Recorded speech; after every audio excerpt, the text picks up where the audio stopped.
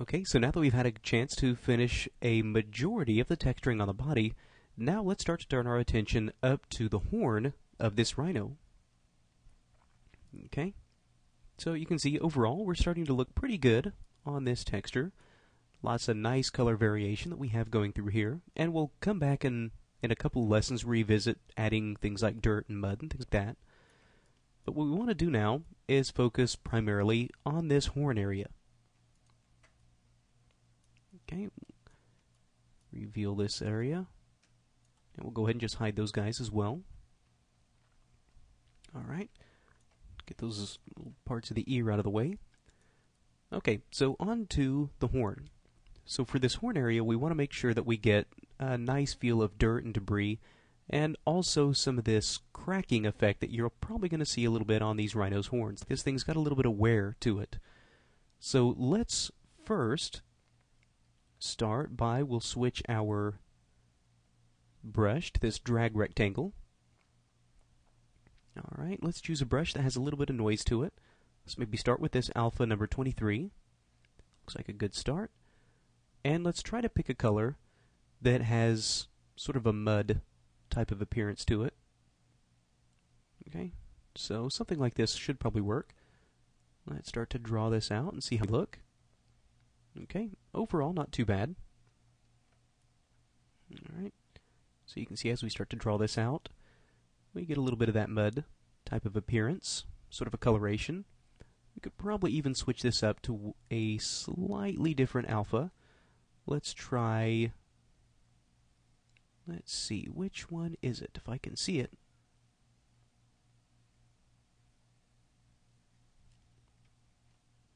There we go. That alpha number 8. It's got a little bit of noise variation to it. Okay, so you can see how we can begin pulling some of these areas out and just start dragging on some of this coloration. Now what we want to do, in addition to being able to draw on color, we actually want to be able to draw a little bit of depth on this as well, so that way we get these areas that are able to push up in the areas where we apply this color. So let's go ahead and switch to Z Add. And what we can do, in addition to painting color, we can go ahead and apply some of this depth information right on top of the color. And really get this nice effect of this mud that's being applied that actually has some real depth to it. So you can see how we can achieve these types of effects. So let's come in and build up some of this debris that we would see around the base of the horn. Maybe a little bit higher RGB intensity. So this mud has some nice coloration to it. And maybe start to drop this Z intensity down just a little bit. It may start to be a little bit on the intense side. So again, we can just come in and build this up. And you can see just how quickly this begins to take shape.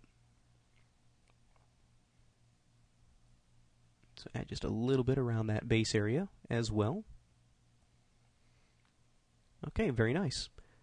So let's come in now and switch up our brush, and let's add a little bit different type of cracking effect up along the top of this horn. Let me just finish up with a little bit of this coloration down at the base. There we go. So we'll start with that. Let's, as I mentioned, start to get a little bit more of a cracking type of effect. So we'll switch back to the brush that we were using earlier for some of these skin wrinkles, and we'll see if we can make this work. So we'll switch up to the dot. Let's see how we're looking on that. Okay, we actually want these to be pushing downward, so let me undo that. Alright, and actually I think before I start to come in and add these cracks, I'll come in and add just a little bit of color variation overall to this. So let me just turn off my Z Add. Let's come in and sample one of these colors. And maybe switch to this spray, very low intensity brush.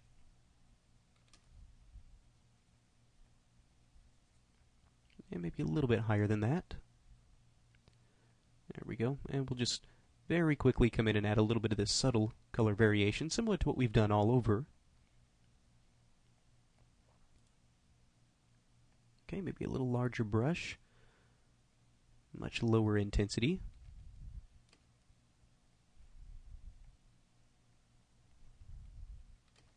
There we go. We'll come in, and like I said, just add a little bit of this noise and color variance to this.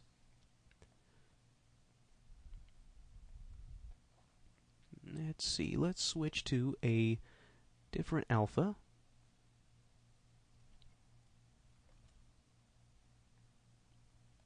I really just kind of want to try to introduce a little bit of different color on this before we start to cover it up with the actual alpha. There we go. That will start to work. A little bit of noise here. And really it's just a matter, as you can see, of just playing with these brushes until you start to get something that's close to the effect that you want. Altering some of the brush sizes, the different alphas themselves, until you start to find something that's a little bit more suitable for what you're looking for. Okay, very nice. So that'll sort of serve as our starting point. Now let's come back to this mud color. We'll just sample this color back again. And it looks like we can probably darken that back up a little bit more to where we had it, or similar to where we had it at least. Alright, now let's get back to where we were. Let's switch back to the dot and back to this alpha. We'll switch it to a Z subtract, so that way these will actually start to push inward, these wrinkles, or these cracks. There we go. Let's actually switch this color to make it a little bit darker. It's not quite the same color as what we had. Switch to a little larger brush. There we go. Be a little higher Z intensity so we can start to get some of this cracking effect that runs in through here. There we go.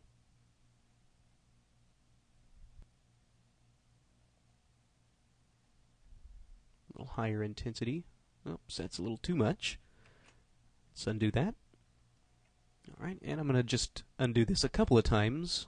Actually, try to get back to a little earlier stage in these where I can actually get a little bit more of this depth into these cracks.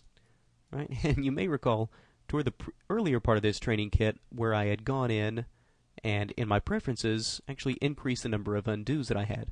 This is exactly why I do that, because you may make several strokes before you start to realize that you don't necessarily like how it's going.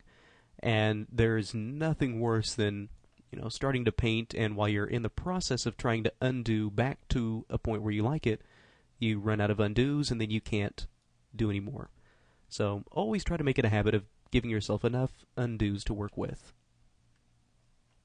Alright, so let's try this process again. The Z subtract, let's start to lower this. Let's try maybe a value of, let's say 8. Let's see what that does for us. There we go. That gives us a little bit better result.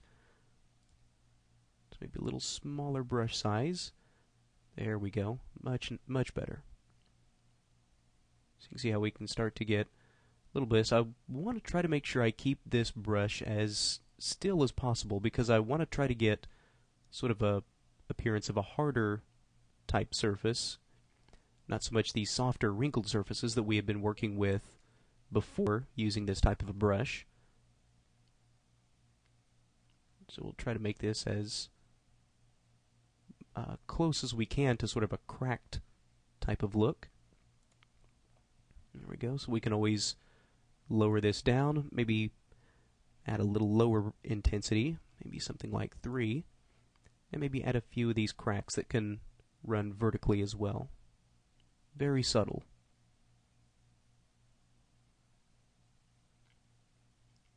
Okay, so you can start to see that process unfold, and by just spacing these out a little bit more, you can see how we get a completely different look out of these cracks. Let's undo that one. Let's maybe on this one switch to where that drag rectangle, so we can actually draw this out. Get this a little bit closer to what we want. Maybe a little bit higher intensity on that.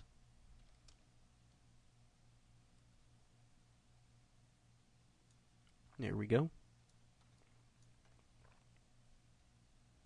So again, maybe a few of these vertical cracks that can run through here.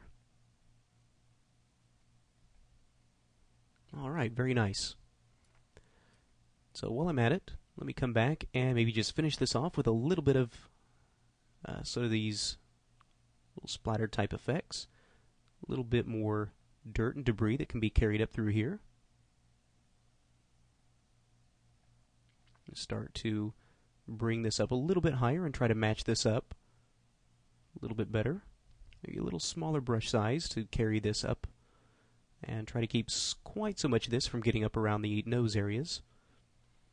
Okay, very nice. So that's the horn pretty much finished up. If we want, we can go ahead and keep carrying some of these effects down into the nose.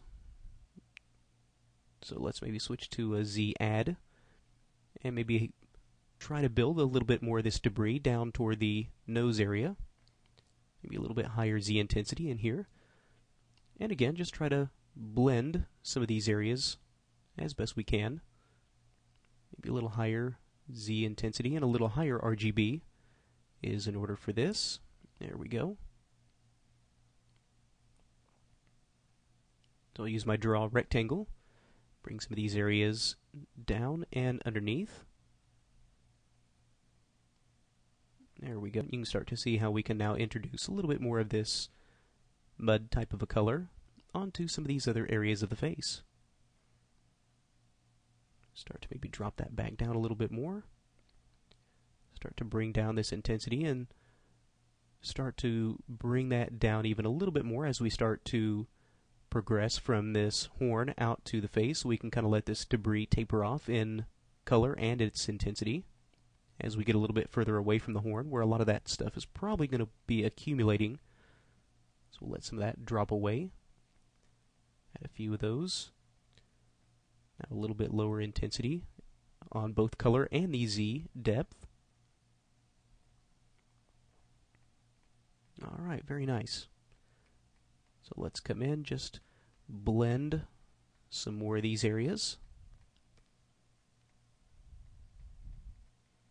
Yeah, maybe a little bit higher RGB for this. So like I said, really no exact processes that are involved in this, just eyeballing these and trying to blend them in to where they look a little bit more natural and try and avoid any sort of abrupt changes in color or texture. And usually that'll do a pretty good job of getting you where you need to go. Alright, so while we're on the subject of talking about painting with depth and color, we can also start to finish off some of these areas of the Rhino as far as adding some mud and other details on the underside. So using a lot of these same effects, we'll just come in, start to draw out some of these areas as well. These will sort of act as our mud spots. So we might even be able to use our spray brush on this as well, just to add a little bit more variation into this. So maybe a little bit higher Z intensity as we come in and start to paint. There we go.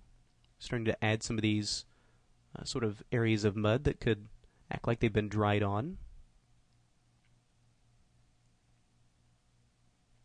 There we go.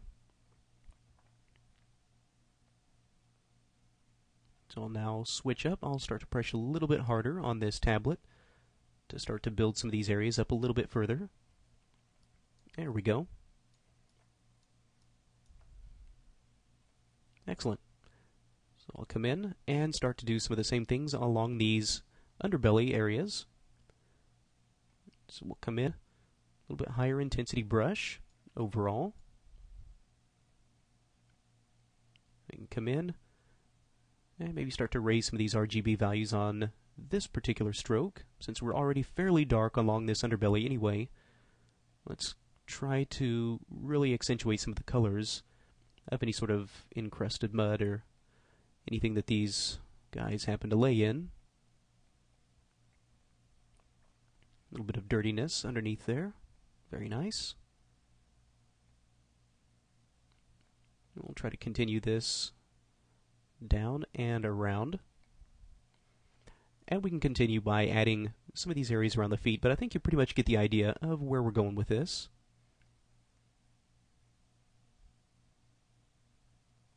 Alright, so if you want to continue with this portion on your own, you're more than welcome to.